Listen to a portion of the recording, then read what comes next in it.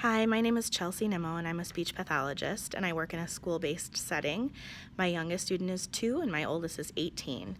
And I primarily use the Speech Blubs app to work on stimulating oral motor patterns. And what I love about the app is that it's incredibly visually stimulating and very reinforcing for establishing those early motor patterns. It's really user-friendly, and what we know about students, especially students with autism, is that they benefit from peer modeling. So having videos of students doing these oral motor patterns is really beneficial to my students.